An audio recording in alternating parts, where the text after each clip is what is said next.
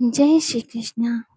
श्री कृष्ण गोविंद हरि मुरारी, हे नाथ नारायण वासुदेवा। जय श्री कृष्ण। जय श्री राधे कृष्ण। आप सभी का आपके अपने यूट्यूब चैनल रित भजन संग्रह में बहुत बहुत स्वागत है। आइए आज आप सुनेंगे अधिक मास पुरुषोत्तम मास महात्मा कथा अध्याय 14 की कथा। जय श्री कृष्ण।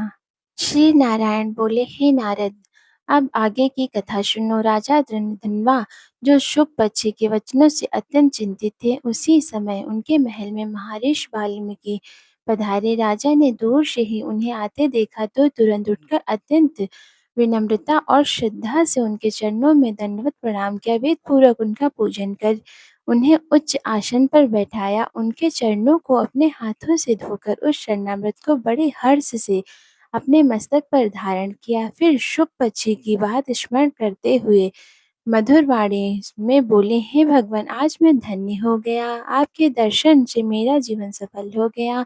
आज मेरे सभी मनोरथ पूर्ण हो गए हैं। आपके दर्शन से शास्त्रों का सार समझ में आ गया है। मेरे सौभाग्य का वर्णन करना भी कठिन है।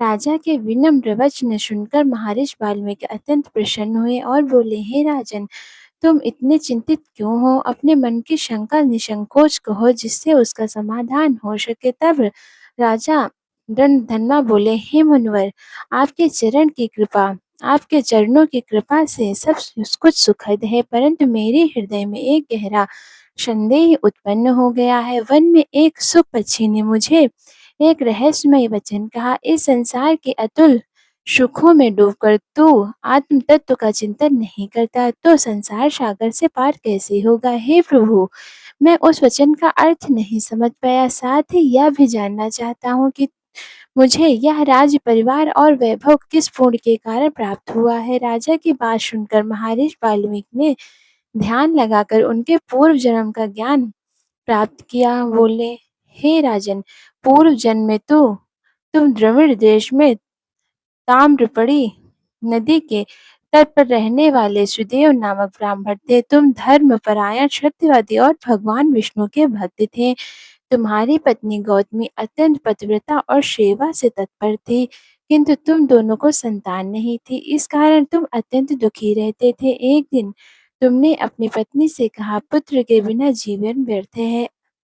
तब तुम्हारी पत्नी गौतमी ने धैर्यपूर्वक समझाया, हे स्वामी, आप जैसे ज्ञानी को पुत्र की इच्छा नहीं करनी चाहिए। यदि आपको संतान की कामना है तो भगवान विष्णु की आराधना कीजिए। पत्नी के वचन सुनकर तुमने निश्चय किया और दोनों मिलकर ताम्रपणी नदी के तट पर जाकर कठोर तपस्या आरंभ की। तुम 5-5 दिन में केवल सूखे पत्तों और जल का सेवन करते थे। इन प्रकार 4000 वर्षों तक कठोर तप करते रहे, जिससे 3 लोग विचलित हो उठे।